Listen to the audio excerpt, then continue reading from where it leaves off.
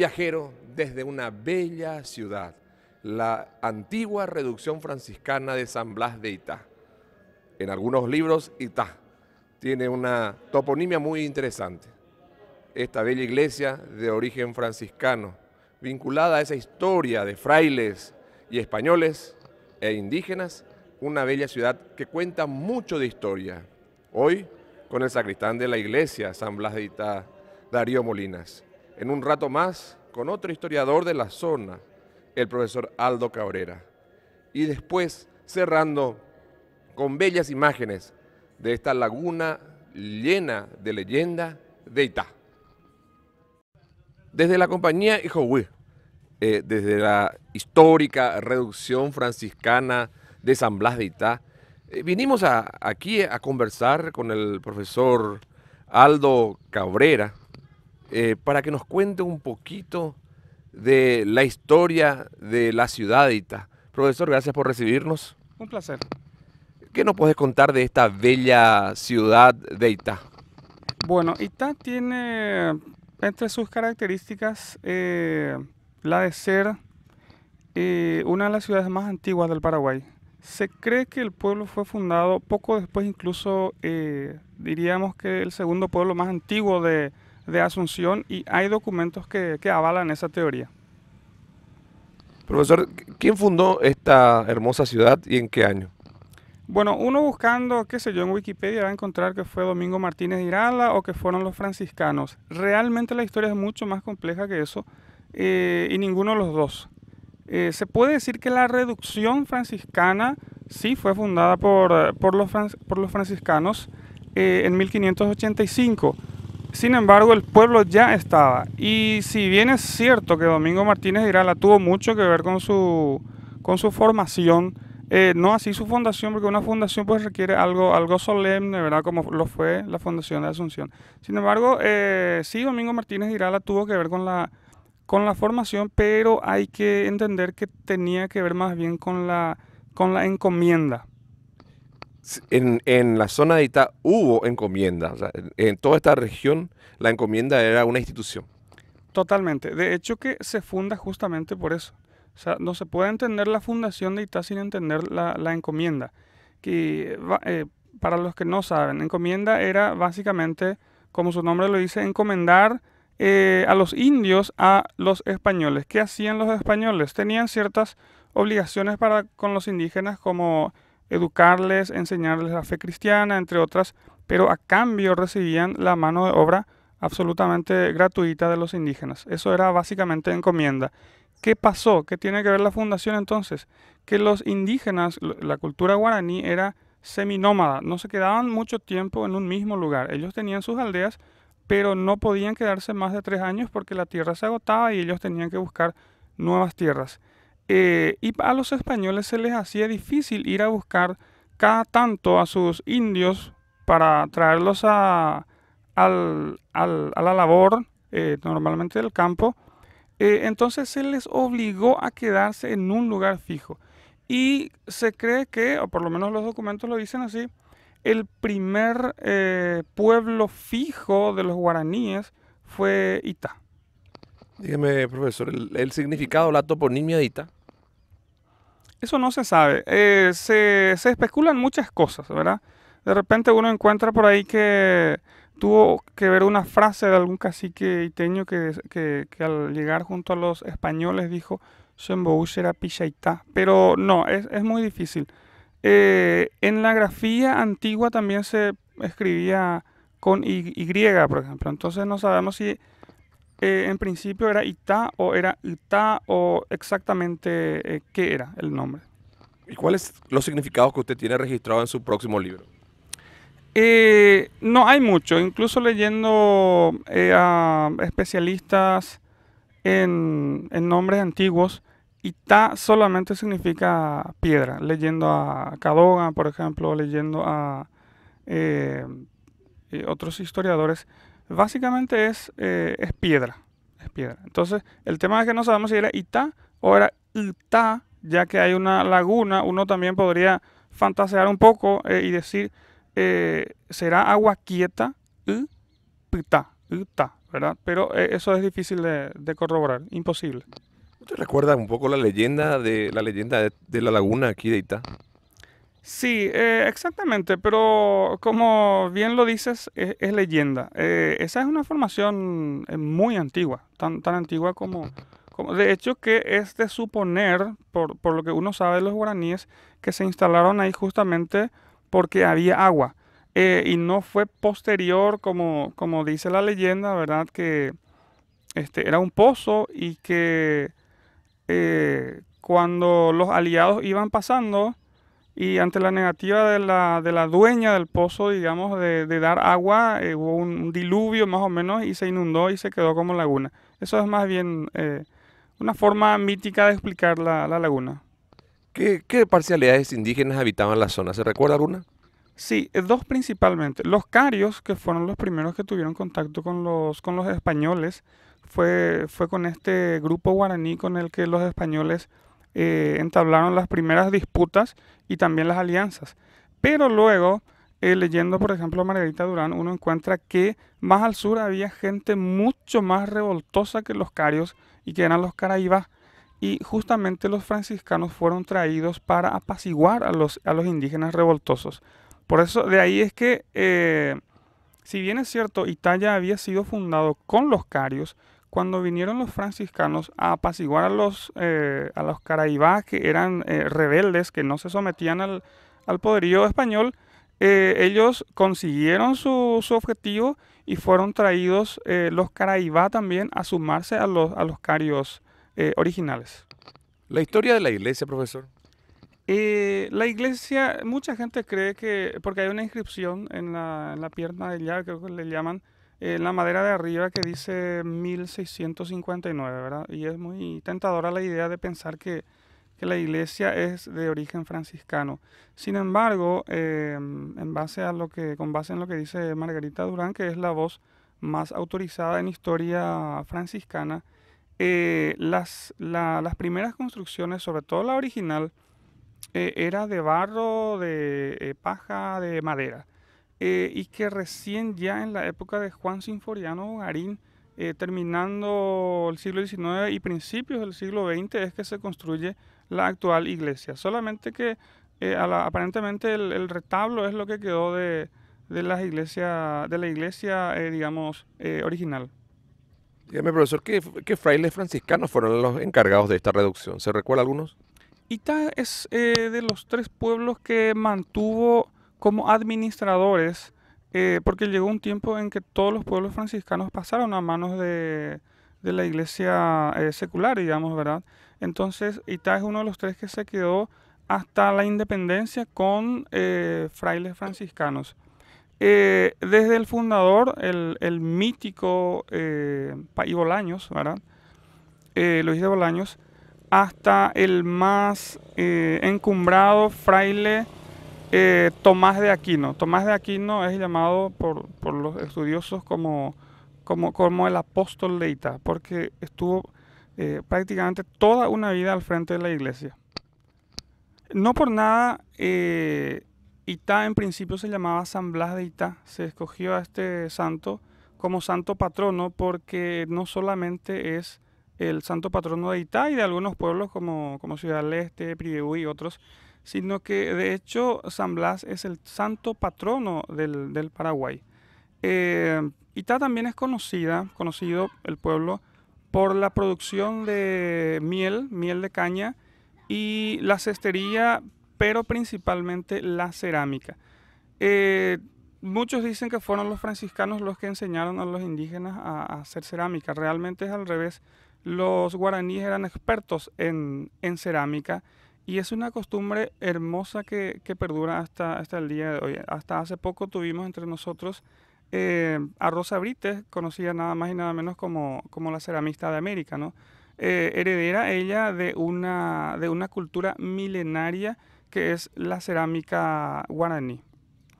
Eh, lo que cabe destacar de esta historia es que lamentablemente poco y nada se sabe de los pueblos del Paraguay, no solamente Itá, la mayoría de los pueblos del Paraguay no tiene un libro de historia, por ejemplo, que cuente aparte de los libros de historia del Paraguay que tenemos, muy pocos son los pueblos que tienen el privilegio de contar con un libro que cuente todas las peripecias, perdón, del pueblo. En el caso de Itá, la encomienda significó un montón de cosas, no solamente el hecho de que, o el hecho de que fuera una reducción franciscana, sino que tiene una rica historia, por ejemplo, que lo que implicaba la encomienda, así como los franciscanos enseñaban el cristianismo, también lamentablemente tuvieron que permitir la encomienda, y eso significaba básicamente explotación, esclavitud. Los indígenas morían de cansancio porque se les hacía trabajar hasta morir. Muchos de ellos no aguantaban, huían, todo el tiempo huían, y esto está registrado. Por ejemplo, Susnik es la antropóloga que más trabajo realizó sobre esto, y ella encuentra que cada año huían los iteños indígenas y dejaban esposa, dejaban hijos. ¿Por qué? Porque simplemente no soportaban el sistema de encomiendas. Los franciscanos aceptaban la encomienda. Los franciscanos, a diferencia de los jesuitas, vinieron justamente para eso, digamos, para apaciguar, para amansar a los indígenas que rehuían el servicio de mita, se le decía, porque en encomienda había yanaconas y mitarios o mitayos. Los mitarios, que eran los iteños, eran mitarios o mitayos, lo fueron de alguna manera porque los franciscanos vinieron justamente para eso, para acabar con la rebeldía, con las rebeliones indígenas que fueron innumerables, las guerras con los españoles, cosa que se conoce poco, hasta que finalmente se rindieron, y la oportunidad que les dieron los franciscanos fue de sobrevivir, porque si los indígenas, los caraibá, los carios, seguían resistiéndose, iban a terminar en extinción. Los franciscanos, ¿qué les ofrecieron? Nosotros les vamos a cuidar de sus encomenderos, de sus explotadores, pero a cambio van a tener que trabajar para los españoles. No había de otra. San Blas, el patrono, es uno de los patronos más populares en el Paraguay. Y está desde hace siglos, viene llevando a cabo la fiesta patronal. Y normalmente en esta fiesta del 3 de febrero convergen habitantes de Yaguarón, Itaguá, J. Augusto, Guarambaré, San Lorenzo, porque es una de las fiestas patronales más grandes y tradicionales del Paraguay. Profesor, contanos, ¿por qué eran mitarios aquí los indígenas de Itá, especialmente? Bien, la encomienda se dividía en dos, digamos, ¿verdad? Estaban los yanacona. Los yanacona eran, directamente podemos decir que eran esclavos, porque un yanacona estaba bajo las órdenes de su amo toda su vida. Incluso sus hijos estaban bajo, era esclavitud.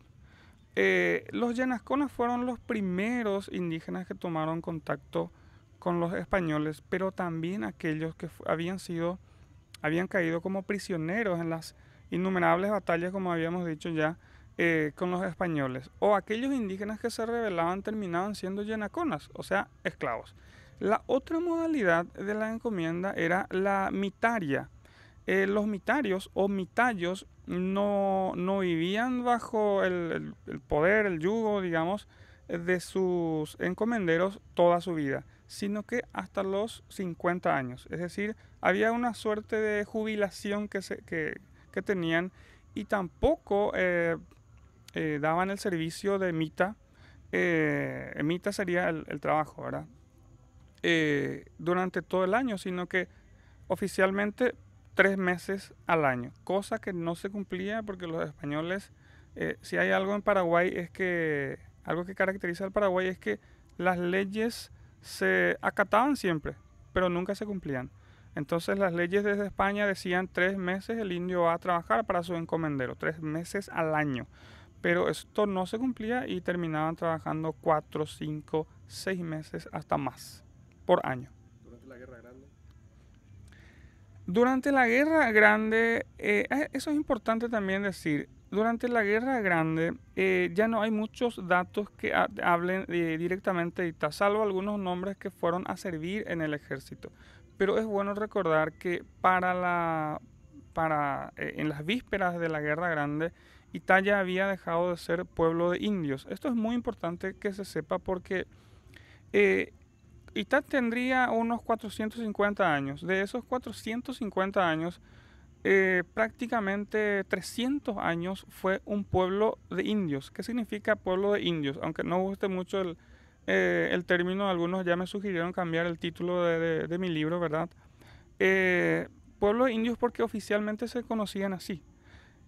Cuando llega la independencia en 1811, el estatus de estos pueblos, porque eran 21 pueblos, no solamente Itá, no cambió, seguían siendo pueblo de indios, sus habitantes seguían siendo indios.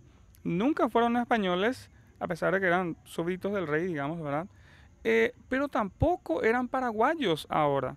O sea, la ley no les reconocía eso. Vivían bajo un régimen especial hasta que llegó don Carlos Antonio López, que abolió los pueblos de indios. En 1848, recién en 1848, imagínense.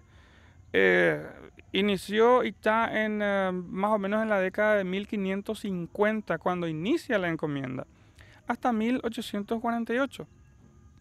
En 1848, don Carlos les dice a los habitantes de todos estos pueblos si querían ser paraguayos. Ellos dijeron que sí, sin dudarlo. ¿Por qué? Porque siempre fueron discriminados por el estatus de indígena que tenían. No se negaron. También don Carlos entonces les permitió cambiar sus apellidos. Lamentablemente en Itá, hasta por lo menos que yo sepa, no sobrevive ningún apellido indígena. Como por ejemplo sí ocurre con nuestro vecino Yaguarón. En Yaguarón encontramos Yerutá, encontramos Yajarí, que sobrevivieron. Pero en Itá lamentablemente ningún apellido indígena sobrevive desde 1848, cuando pasaron de ser indios, indígenas, a ser paraguayos. En cuanto a artesanía de barro, hay otros que hacen las gordas. La alfarería sigue muy vigente, muy vigente. De hecho, yo estoy haciendo una nueva investigación porque este lugar en el que estamos nosotros sobrevivió como un enclave indígena muchísimo tiempo después de la abolición del pueblo de indios.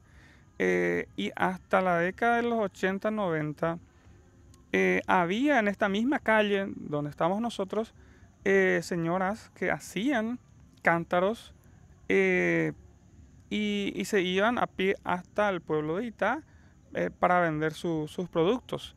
Y un poquitito más en la otra calle, hasta el día de hoy, hay gente dedicada a la alfarería. No solamente esos cántaros típicos pequeños, sino que también esa cerámica es bastante más grande.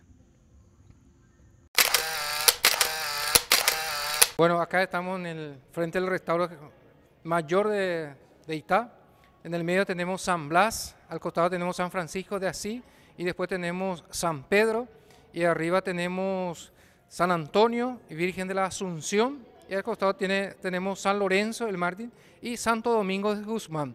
Y de arriba tenemos también uno de San José. Bueno, voy a contar una historia que a mí y casi siempre las personas que vienen acá en Itá preguntan por qué este San Francisco de Asís tiene un cráneo en su mano. Solamente acá en Itá y en Santa Anilao hay imagen. Dice que él vino para un hombre para construir esta imagen y él decía a este hombre que San Francisco de Asís aceptaba la muerte. Decían bienvenida la hermana muerte. Que todos tenemos que pasar por la muerte, es parte de la historia del ser humano, se tiene que morir, por eso le puse un cráneo en su mano. Voy a comentarte y seguramente muchas personas que me están viendo van a decir, sí, yo el 3 de febrero estoy ahí. El 3 de febrero es fiesta patronal de San Blas y muy popular y vienen miles de gente para agradecer y otras personas que para pedir acción de gracia para su familia o para su salud. Querido amigo sacristán, ¿cuál es esa vieja leyenda que dice que si uno toma el agua del cambuchí acá en Itá se queda? A la pinta, todo el mundo, la gente dice, la señora siempre cuenta lo que viene, esos famosos arribeños. o qual o Cambuchi Itabe Haupita. Y ese es famoso. ¿Contigo pasó eso? Conmigo pasó hace 14 años. ¿Sos de San Pedro? Soy de San Pedro, oriundo de San Pedro Comandillo. ¿No aconsejable o es aconsejable? Depende de cada uno tomar el agua del Cambuchí porque queda prendido por esta bella ciudad de San Blas de Itá.